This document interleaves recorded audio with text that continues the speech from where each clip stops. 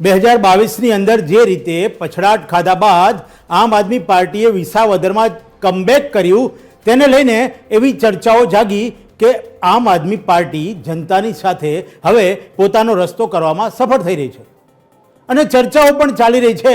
પણ ના, 2027ની ચૂંટણીની આ વાત નથી.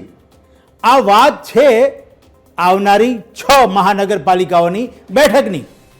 આમ આદમી પાર્ટીની જે મિની માઇક્રો પ્લાનિંગ જે આખી વ્યવસ્થા છે એ કદાચ ભારતીય જનતા પાર્ટીની પેટર્નની બરોબરીમાં જઈ રહી છે એવું જોવા મળી રહ્યું છે. કારણ કે આ વાત ખુદ ભારતીય જનતા પાર્ટીના નેતાઓ પણ કરી રહ્યા છે.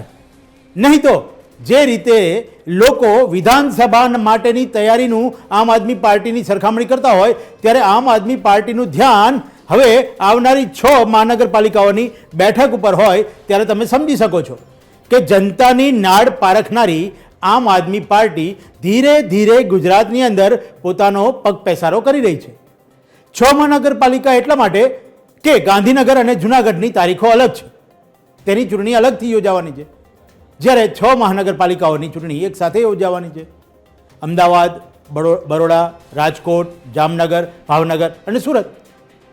તો આ રીતની જે આખી કમબેકની તૈયારી છે આમ આદમી પાર્ટીની, શું એ પોતાની જે રીતે 6 મહાનગરપાલિકાઓની બેઠકની અંદર જીત મેળવવા માટે કમર જે કસી છે એ આવનારા દિવસો માટે કમબેકને વધુ મજબૂત કરવા માટેનું તો નથી ને.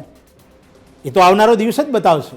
પણ હાલ જે રીતે ધીમી ગતિએ આમ આદમી પાર્ટી ગુજરાતમાં પગ પેસારો કરી રહી છે, કદાચ કોંગ્રેસ ઊંઘતી ઝડપાય તો નવાય નહીં.